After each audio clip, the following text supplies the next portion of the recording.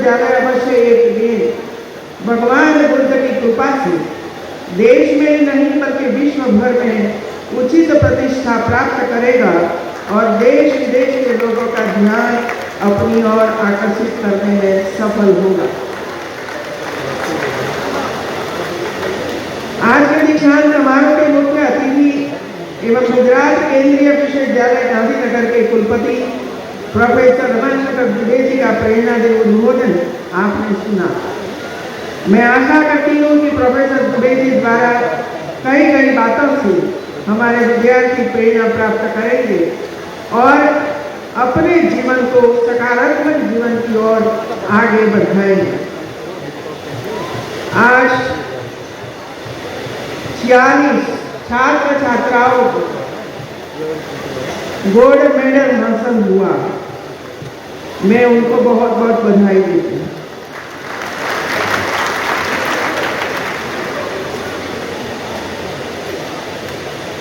इसमें सबसे ज्यादा हमारी छात्राओं ने पदक प्राप्त किए।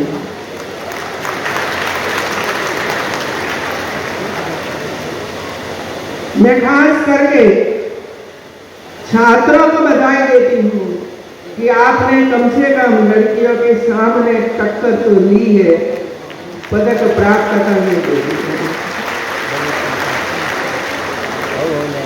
लेकिन मुझे लगता है कि स्थिति अच्छी नहीं है। छात्र और छात्रा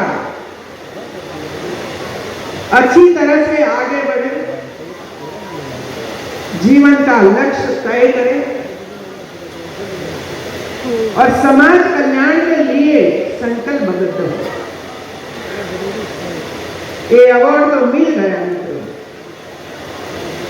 आपने काफी समय तक पढ़ा, परीक्षा दी और एक रिजल्ट प्राप्त हुआ। लेकिन मुझे लगता है हमें हमारे जीवन के लिए कुछ न कुछ लक्ष्य तय करना चाहिए, ताकि शिक्षा ही जीवन में परिवर्तन ला सकता है। शिक्षा ही समाज में परिवर्तन ला सकता है और शिक्षा के माध्यम से ही देश विकसित देश बन सकता है। सभी विद्यार्थी भाई बहन और जिस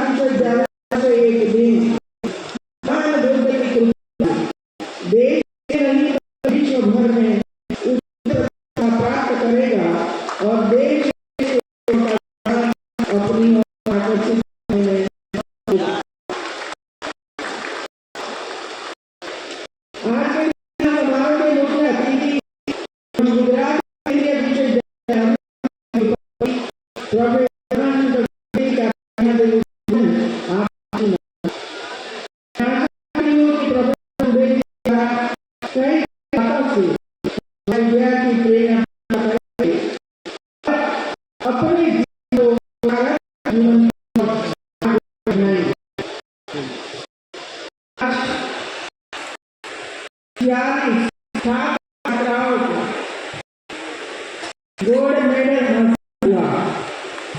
मैं उनको बहुत बधाई देती हूँ।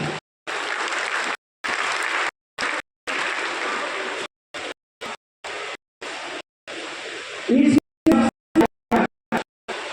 हमारी छात्राओं ने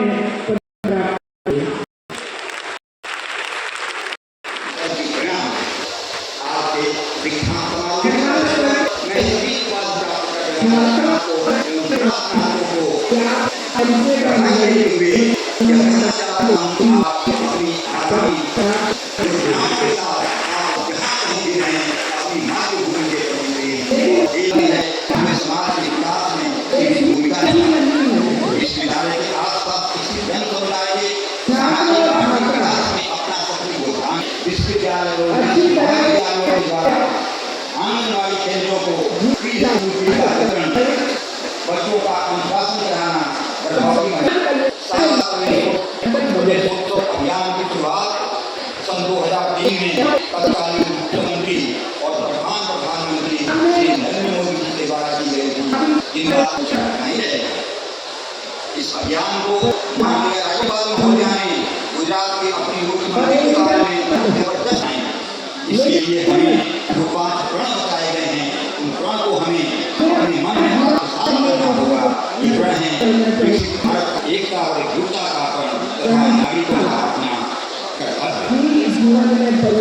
विनयाति जाति पात्रतान पात्रतान धर्मा करोति धनादि धर्म का एक समेकित वर्णन प्रस्तुत करता है, जिसे आपको आत्मसात करना है। सुयोग कर ही आप झंडा अर्जन करें तथा सदा याद रखें कि सदाचार ही आप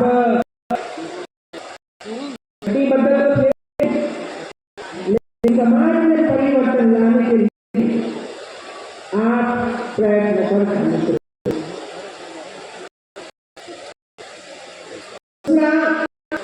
आपके संकल्प हर हमेशा आपके सामने आप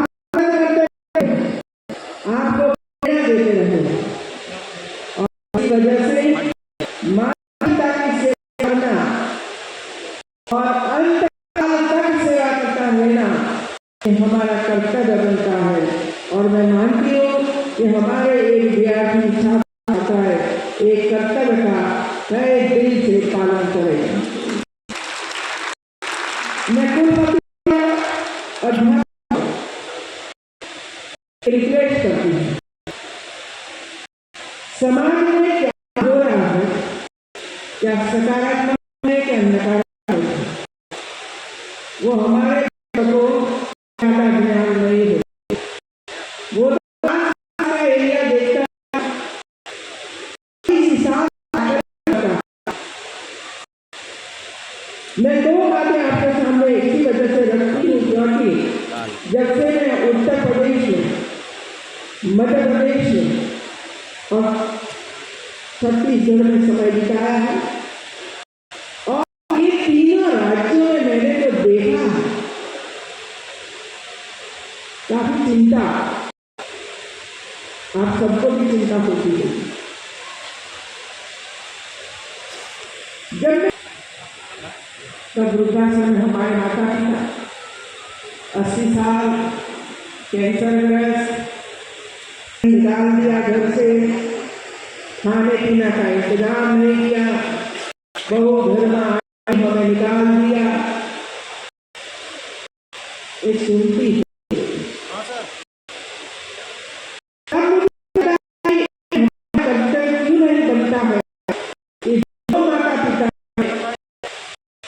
हमें मजदूरी करते हुए हमें पढ़ाने का काम किया, वो अनपढ़ पढ़ाई नहीं और ये सोचा कि मैंने तो पढ़ाई नहीं की, मुझे कोई अवसर प्राप्त नहीं हुआ, लेकिन मेरे बच्चे को पढ़े। इस सोच के साथ जब माता पिता की परिस्थिति ये काम करते हैं तो हमारा तो ये दायित्व बनता है कि हम माता पिता की सेवा अंत तक करें, अंत तक करें।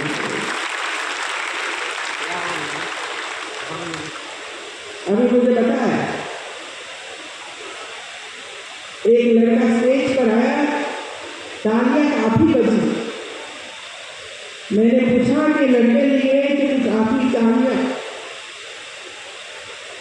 तो मुझे बताया गया ये लड़का गरीब परिवार का है, फी भरने के लिए पैसा नहीं था, फिर भी माता पिता ने पढ़ाया। कोई रिक्शा चालक की बेटी या रिक्शा चालक का बेटा जब IAS ऑफिसर होता है, तब आप सोच लीजिए कि उनकी मंशा क्या थी।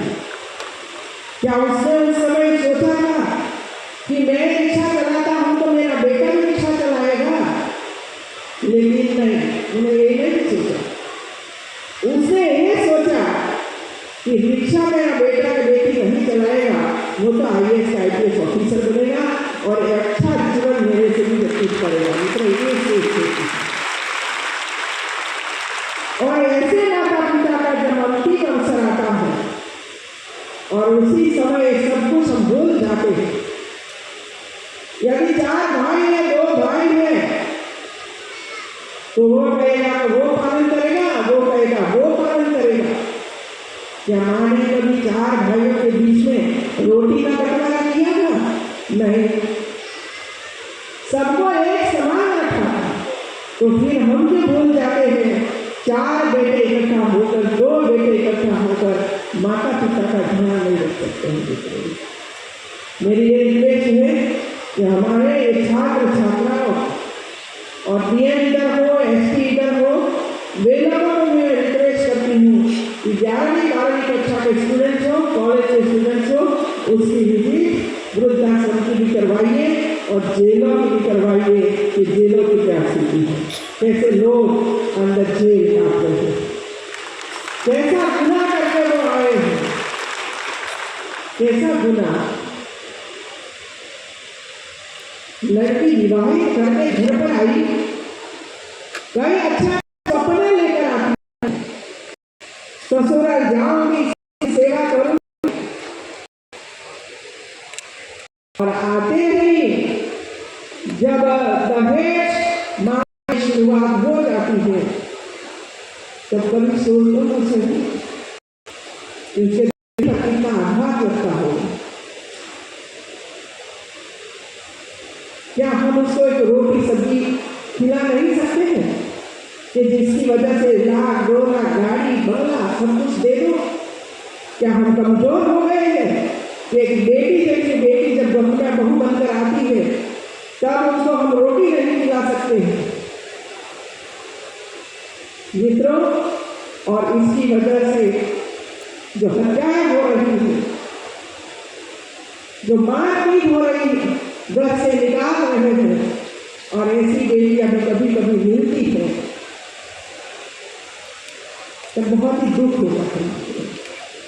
हम इतने का कमजोर नहीं है कि हमारी बेटी, हमारी बहू को हम रोटी क्या नहीं खिला सकते हैं। और इसी वजह से जरूरी है जेलों का अभ्यास करना, वृद्धाश्रमों का अभ्यास करना, और अनाथ बच्चे जहाँ बसते हैं उनका स्टडी करना। कैसे बच्चे कहाँ से आते हैं, कैसी स्थिति में उनको छोड़ दिया गया है, और बेटियां को इसी तरह रोड पर छुटा जो पशु है इसी तरह छोड़ देते हैं। और इसमें खास करके जो हमारे धर्म स्थान है वहाँ बुलाकर लेकर दर्शन कराने के बाद रात को रोड पर छोड़कर घर पर चले जाते हैं। और ऐसी बेटियां, ऐसे बच्चे, जब कोई शादी पूरा किया तो कोई व्यक्ति पालन पोषण करता है, ऐसा पालन पोषण करता है।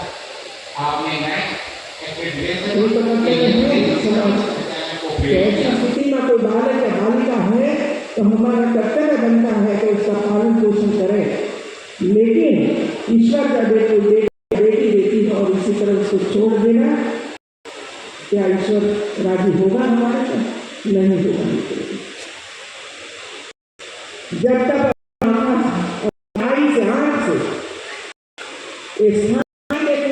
ये लोगों को मिलेंगे नहीं, तब आपको पता ही नहीं चलेगा इस समय क्या हो रहा है।